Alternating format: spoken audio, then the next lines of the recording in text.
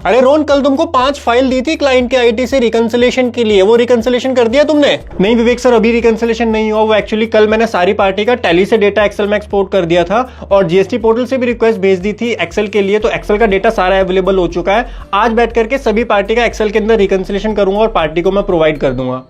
यार रोहन, अगर आज के एआई के टाइम पे भी ना तुम एक्सेल के भरोसे बैठे हो ना, तो 5 मिनट का काम तुम 5 घंटे में कर रहे हो। चलो तुमको एक ऐसे टूल के बारे में बताता हूं जिससे ये सारा काम 5 मिनट के अंदर कर सकते हो तुम। हे गाइस, मैं हूं विवेक फ्रॉम फिनटेक्स प्रो, जहां पर हम बात करते हैं फाइनेंस एंड टैक्सेशन की। आज के सेशन में सीखने वाले हैं जीएसटी में रिकंसिलेशन किस तरीके से आपको करना है, आपको अपना आईटीसी किस तरीके से कैलकुलेट करना है। देखिए, जीएसटी पोर्टल पर जब आप जाते हैं, रिकंसिलेशन की अगर मैं बात करूं तो मेनली हमको अपने आईटीसी का रिकंसिलेशन करना होता है, जो कि जीएसटीआर 2B हमारी रेलेवेंट रिटर्न है जिससे रिकंसिलेशन किया जाता है। नाउ 2B अगर आप रिकंसाइल करने के लिए जाएंगे एक क्लाइंट के लिए, तो आपको जाना पड़ेगा अपने जीएसटीआर 2B के डेटा पे, या तो यहां से डाउनलोड करो, अदरवाइज इसके अंदर जाके यहां पे आप डाउनलोड की रिक्वेस्ट डाल सकते हो, एक्सेल में डाउनलोड कर सकते हो। यहां से एक्सेल डाउनलोड करोगे, उसके बाद आपको जाना होगा अपने टैली में, टैली से एक्सेल डाउनलोड करोगे, फिर एक्सेल के अंदर आप उसका रिकंसिलेशन करोगे। तो एक्सेल में ये सारा काम करने में वी लुकअप लगाना और पाइवट टेबल लगाना काफी टाइम कंज्यूमिंग टास्क हो जाता है। आपको एक ऐसे टूल के बारे में बताने जा रहा हूं जो एआई की हेल्प से ये सारा काम with in the seconds, with in few clicks आप ये सारा काम कर सकते हैं।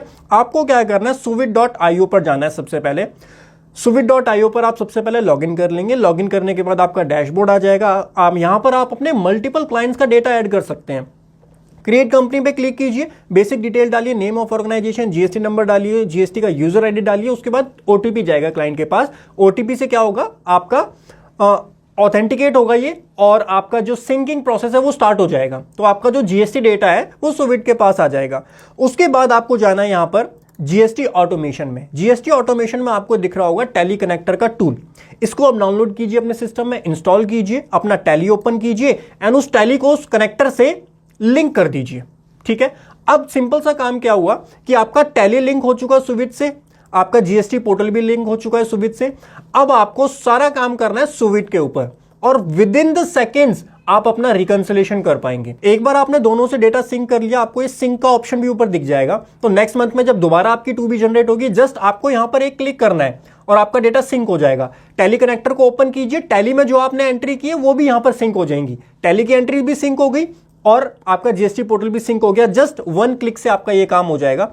अब रिकंसिलेशन में क्या करना होता है आपको, देखिए रिकंसिलेशन के अंदर आपको जब हम एक्सेल में करते हैं तो 3-4 कैटेगरीज के इश्यूज आती हैं, डिस्क्रिपेंसीज आती हैं। सबसे पहला ये आता है कि आपने टैली के अंदर एंट्री नहीं की। जीएसटी पोर्टल पे तो इनवॉइस अवेलेबल है बट आपने टैली के अंदर एंट्री नहीं की है। दूसरा जो रीजन आता है वो ये आता है कि भाई टैली में तो आपने एंट्री की हुई है बट आपकी पार्टी ने लेट रिटर्न फाइल की है, जिसकी वजह से 2B में वो डेटा आ नहीं रहा। उसके लिए आपको पार्टी से फॉलो करना होता है। तीसरा जो वेरिएशन आता है, डिफरेंस आता है, वो आता है अमाउंट मिसमैच का।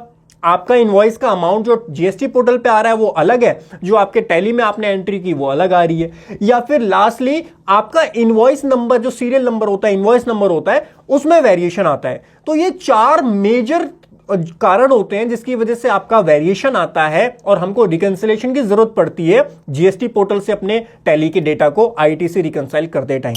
अब ये सारा टास्क जब आप एक्सेल में करते हो ना, तो आपको ये सारे वी लुकअप लगाने हैं, पाइवट टेबल लगाने हैं। ऑलरेडी मैंने वीडियो बनाई हुई है, आपने देखा होगा। यहां पर कितने सिंपल तरीके से ये काम आपको करना है।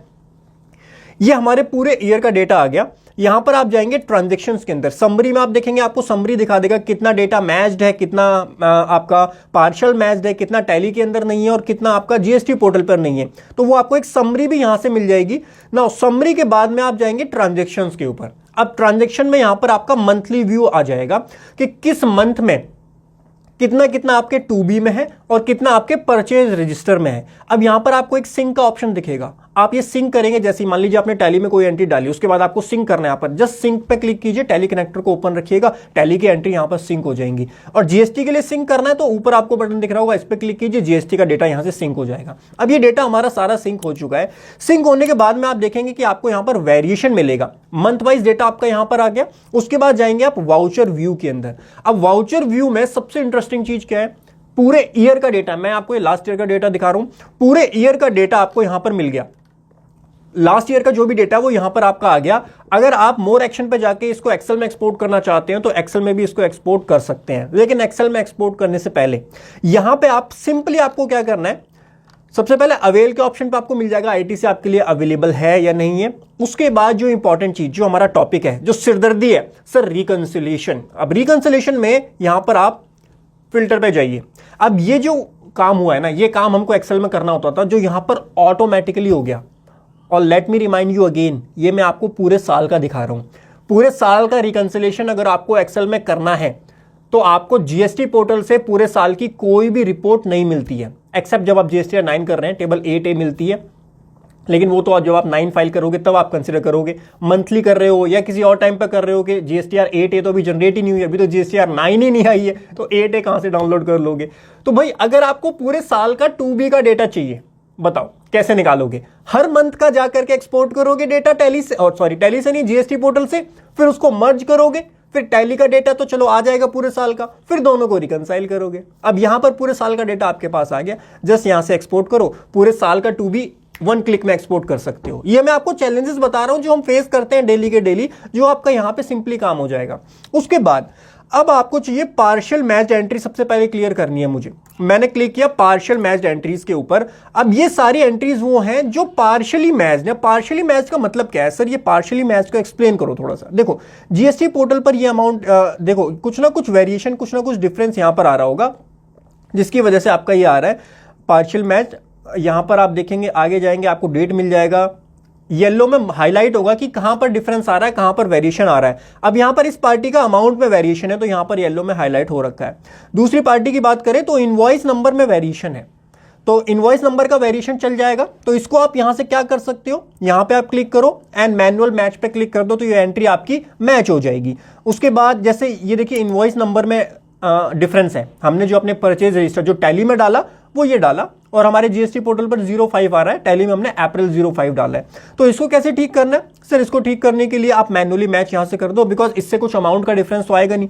मेनली जहां जहां अमाउंट पर येलो हो रखा है वो आपके लिए कंसीडर करने हैं, आपको उसको आपको मैच नहीं करना है। उसके लिए आपको पार्टी को फॉलो अप करना है कि भाई आप हमारा परचेज रजिस्टर, आपको बिल चेक करना है कि परचेज रजिस्टर में अलग क्यों आ रहा है। फिर आपको ये चेक करना है पार्टी से कि उसने गलत अमाउंट अगर चढ़ाया है तो उससे फॉलो अप लेना है कि दूसरी पार्टी ने गलत अमाउंट क्यों यहां पर एंटर किया है। पार्शियल मैच आपका सारा क्लियर हो जाएगा। उसके बाद इंपॉर्टेंट चीज, पार्शियल मैच को हटाते हैं, नॉट इन टैली। ये सारी एंट्रीज वो आ गई जो टैली के अंदर आपने एंटर नहीं की है। इसका मतलब या तो आपके पास इनवॉइस नहीं आया, या इनवॉइस आया बट आप उसको टैली में चढ़ाना भूल गए हैं। तो सिंपली आप क्या कर सकते हैं, इन सभी एंट्रीज को मैन्युअली टैली में चढ़ा सकते हो, वो तो हमेशा ऑप्शन अवेलेबल है। यहां से भी एंट्री कर सकते हो टैली के अंदर, जी हां, सुविस सॉफ्टवेयर से आप डायरेक्टली टैली में एंट्री कर सकते हो। यहां पे आपको एक्शन पे दिख रहा होगा, ऐड वाउचर की इंफॉर्मेशन दिख रही होगी, जैसे ये हर सेंटर प्राइस। अगर आपको ये टैली के अंदर एंटर करना है, यहां पे आप ऐड कीजिए, जो भी इनवॉइस की डिटेल्स है वो डालिए, और उसके बाद सेव कर दीजिए। तो और सेव करने के बाद यहां सेलेक्ट कीजिए, सेव एंड सिंक पे आपको क्लिक करना है। ये एंट्री आपके टैली में सिंक हो जाएगी ऑटोमेटिकली, आपको टैली में भी एंट्री करने की जरूरत नहीं है, ऑटोमेटिकली आपका ये काम यहां से भी हो जाएगा। लेकिन अगर आप चाहते हो कि मैं यहां इस सबको एक्सेल में एक्सपोर्ट करूं, तो यहां से आप एक्सेल में एक्सपोर्ट कीजिए, वो सारे इनवॉइसेस चेक कीजिए कि क्यों एंटर नहीं हुए, कि आपके पास इनवॉइस अभी तक नहीं आया। बिकॉज एक मैंडेटरी कंडीशन होती है जीएसटी के अंदर कि इनवॉइस आपके पास होना चाहिए, तभी आप उसका आईटीसी क्लेम कर सकते हो। सो आपको ये चीज भी रिकंसाइल करनी पड़ती है, मंथ ऑन मंथ बेसिस पर आपको सभी का रिकंसिलिएशन करना होता है। उसके बाद में लास्ट है हमारा, पोर्टल के ऊपर इनवॉइस अवेलेबल नहीं है, यहां से हम फिल्टर लगाते हैं नॉट इन पोर्टल, यानी वो सारे इनवॉइसेस जो टैली में तो एंटर है, टैली में हमने एंट्री की हुई है बट पोर्टल पे अवेलेबल नहीं है। और इसका ऑब्वियस रीजन क्या हो सकता है, या तो लेट रिपोर्ट किया है दूसरी पार्टी ने, या दूसरी पार्टी ने रिपोर्ट ही नहीं किया अपने जीएसटीआर 1 में, हमारा इनवॉइस उसने मिस कर दिया है। व्हाटएवर द रीजन, यहां पे आपको जो जो ये पार्टीज है, इन पार्टी से क्या करना है, फॉलो अप करना है कि भाई हमारा इनवॉइस आपने अपनी जीएसटीआर 1 में टाइम से क्यों नहीं चढ़ाया, उसको टाइम से एंटर कीजिए अपने जीएसटीआर 1 के अंदर। ये तो मैं आपको पूरे ईयर का दिखा रहा हूं। मंथ ऑन मंथ के लिए आप क्या कर सकते हो, यहां से पीरियड पर सेलेक्ट करके करंट मंथ कर लीजिए या प्रीवियस मंथ कर लीजिए, जिस मंथ का आप यहां पर पूरा रिकंसिलिएशन करना चाहते हो, और यहां पर रिकंसिलिएशन आपका ऑटोमेटिकली हो जाएगा। नाउ मैंने आपको एक्सप्लेन किया तो हो सकता है वीडियो थोड़ी लंबी बन गई हो, बट ये पूरा काम करने में, आइडेंटिफाई करने में, रिकंसिलिएशन करने में आपको 5 मिनट से ज्यादा का टाइम नहीं लगने वाला है। I am telling you, just reconciliation के बाद आपको फॉलोअप करना है क्लाइंट्स के साथ में, टैली में एंट्री डालनी है, जो टैली में एंट्री नहीं है, पोर्टल पे एंट्री मिसिंग है तो क्लाइंट से फॉलोअप करना है, कोई मिसमैच आ रहा है तो उस मिसमैच को ठीक करना है। वो आपका टाइम कंज्यूमिंग टास्क रहेगा, मतलब उन चीजों को ठीक करना वो टाइम कंज्यूमिंग टास्क है। बट रिकंसिलेशन का काम 5 मिनट से ज्यादा का आपका नहीं रहेगा, और इसी तरीके से आप एक नहीं मल्टीपल क्लाइंट्स का रिकंसिलेशन यहां से कर सकते हो सुविट की हेल्प से।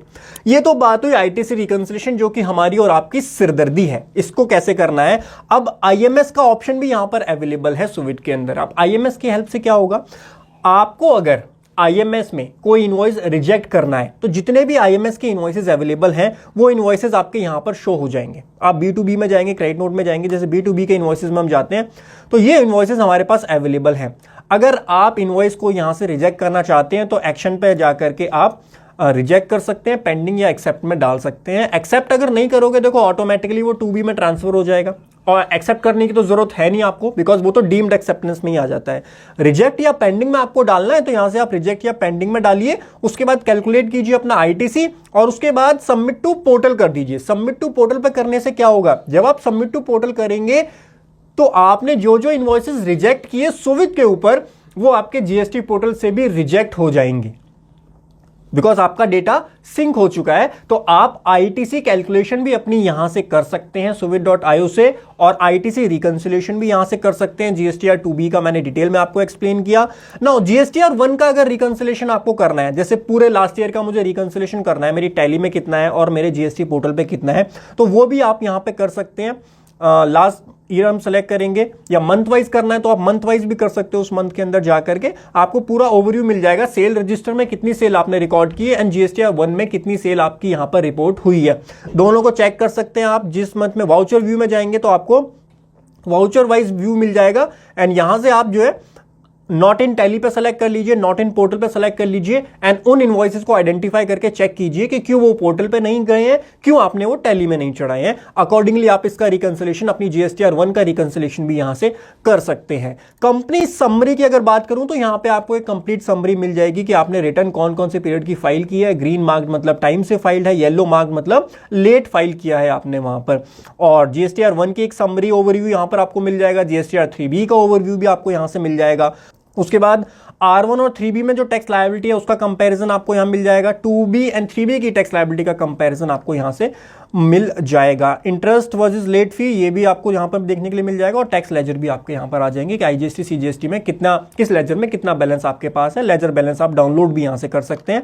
इसके अलावा ये तो पार्ट था रिकंसिलेशन का जो अभी अवेलेबल है suvid.io पर। बहुत जल्दी आपको जीएसटीआर 1 और जीएसटीआर 3B की फाइलिंग भी सुविट की हेल्प से मिल जाएगी। आशा करता हूं आपको समझ में आया होगा किस तरीके से suvid.io पर आपको इजीली एआई की हेल्प से रिकंसिलेशन करना है जीएसटी के अंदर। मी विवेक साइनिंग ऑफ नाउ। कोई भी आपकी क्वेरी रह जाती है कमेंट सेक्शन में पूछ सकते हैं। वीडियो इन्फॉर्मेटिव लगी है तो सब्सक्राइब जरूर कीजिए हमारे चैनल फिनटेक्स प्रो को। मिलता हूं आपको अगले सेशन में, तब तक हंसते रहिए, मुस्कुराते रहिए। Bye bye, take care.